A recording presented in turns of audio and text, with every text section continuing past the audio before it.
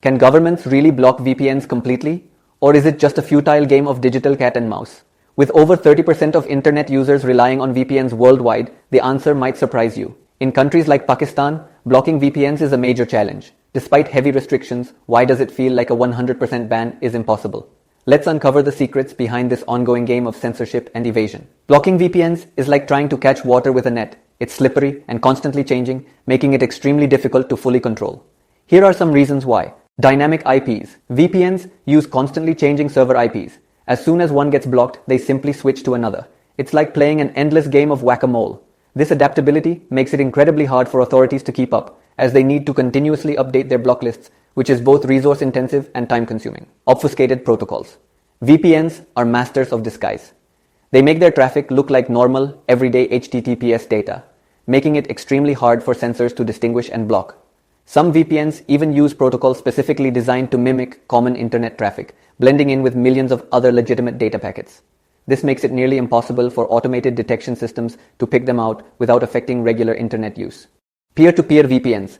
Ever heard of Tor? It's a decentralized system that doesn't rely on a single server.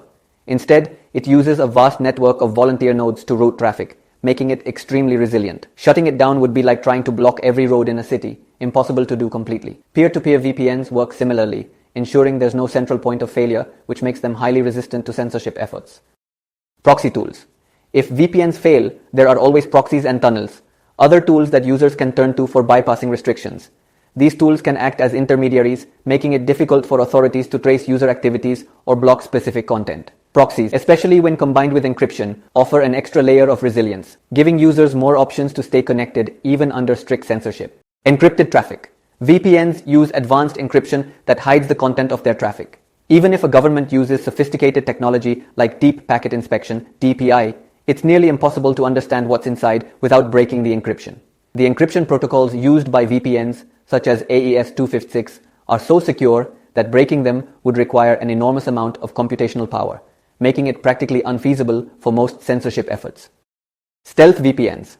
Some VPNs even have stealth modes. These are designed to slip through undetected, operating almost like secret agents in a digital world. Stealth VPNs mask VPN traffic to make it appear as normal web traffic, allowing users to bypass firewalls that would otherwise block VPN connections. These features are especially popular in countries with strict censorship, where VPN users need to stay under the radar. Domain fronting. Another innovative method VPNs use is domain fronting. This technique involves disguising VPN traffic by routing it through a major platform like Google or Amazon, making it appear as if the user is simply accessing a popular service. Since blocking these major platforms would cause significant disruption, many governments are reluctant to take such measures, allowing VPN traffic to slip through unnoticed. So why are VPNs still working? The short answer: innovation. For example, many VPNs now use multi-hop technology, which routes traffic through multiple servers in different countries, making it even harder to trace and block. This kind of feature, along with others like rotating IP addresses, obfuscated protocols, and stealth modes, helps VPNs stay ahead of government blocks.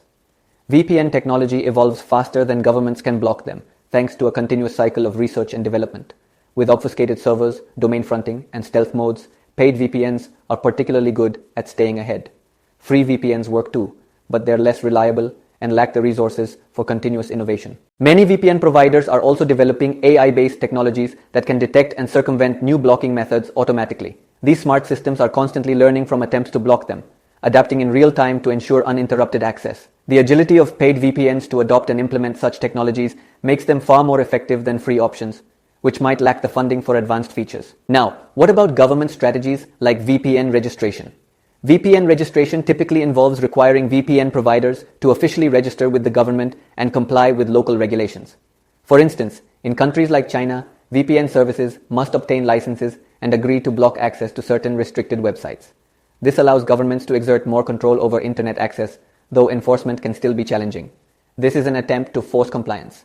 Governments want VPNs to follow their rules, potentially blocking over 100,000 restricted URLs, including political content, social media, and even news sites that challenge the official narrative.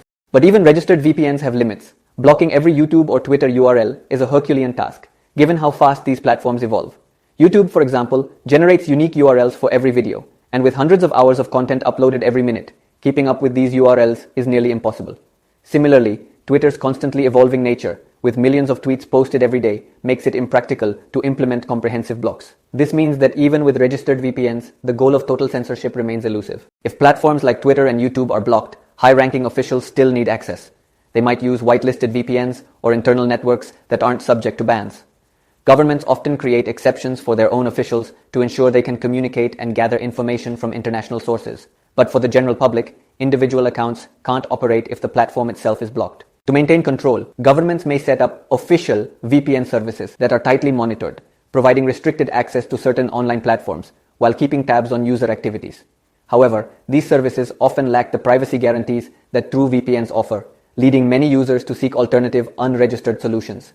The authorities' reliance on selective access underscores the impracticality of fully blocking international platforms while still needing them for their own purposes.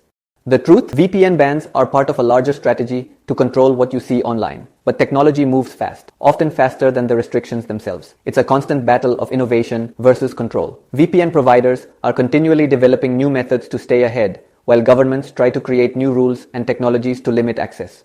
The balance of power shifts regularly, but the ingenuity of VPN developers means that access remains possible even under strict censorship. Ultimately, while governments may impose restrictions and make accessing certain content more difficult, VPNs evolve in response, finding new ways to ensure that internet access remains open and free for those who seek it. It's a cat-and-mouse game that shows no signs of ending anytime soon. Who will win? Only time will tell, but for now, the scales seem to favor those striving for open access. If you found this insightful, like and subscribe for more deep dives into how technology and government policies collide. What are your thoughts on government control over VPNs? Have you experienced internet censorship firsthand? Drop a comment below and let's start a conversation. Stay informed, stay ahead.